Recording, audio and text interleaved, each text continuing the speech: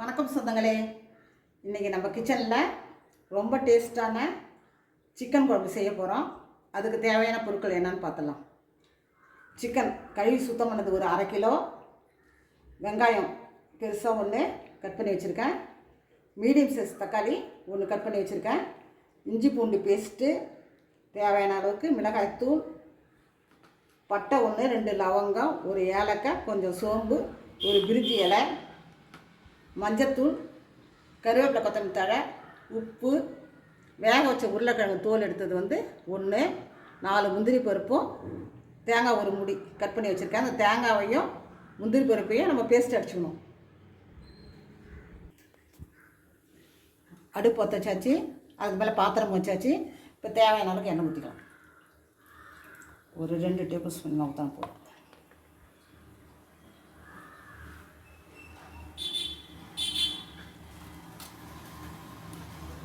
எண்ணெய் காஞ்சிடுச்சு.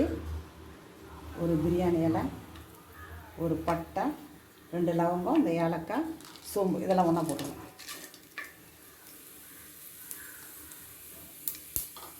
எல்லாம் பொரிஞ்சிட்டு வெங்காயம்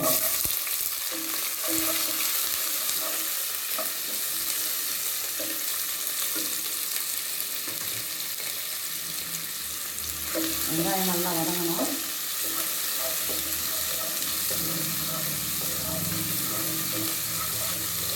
வெங்காயம் வதங்கணும்.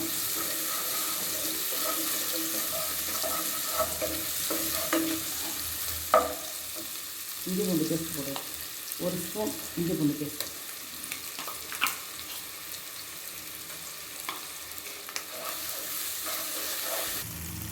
இஞ்சி பூண்டு பேஸ்ட்டு நல்லா வதங்கிட்டு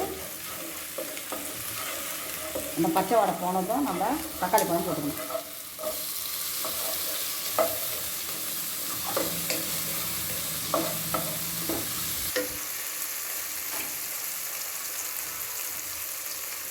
தக்காளி நல்லா வதங்கிடுது. இப்போ சிக்கன் நம்ம போட்டுக்கணும்.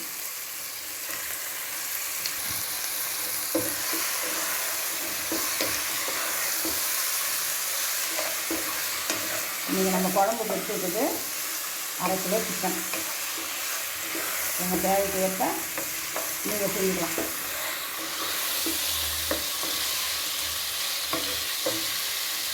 கொஞ்சமாக மஞ்சள் போட்டுக்கலாம்.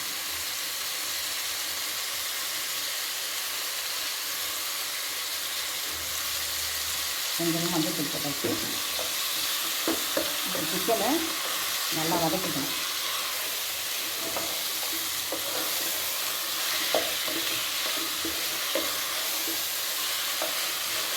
சிக்கன் நல்லா வதக்கியாச்சு.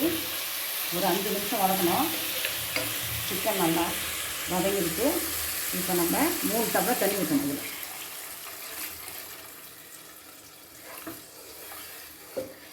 3 டம்ளர் தண்ணி ஊற்றி தேவையான அளவுக்கு மிளகாய்த்தூள் போடணும். 1 ஸ்பூன், 2 ஸ்பூன், 2 ஸ்பூன், 2 ஸ்பூன் மிளகாய்த்தூள்,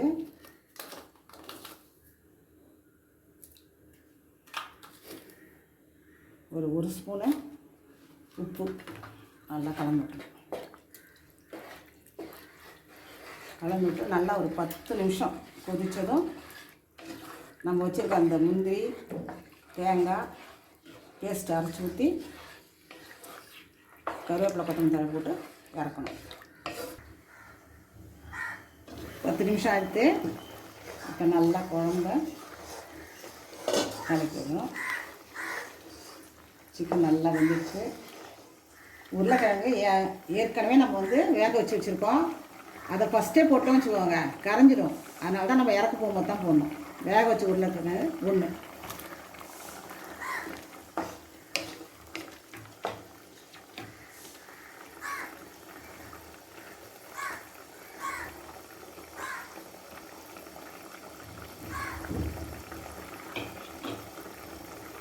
தேங்காவும் முந்திரியும் அரைச்சி வச்சு பேஸ்ட்டு இதில் ஊற்றும்.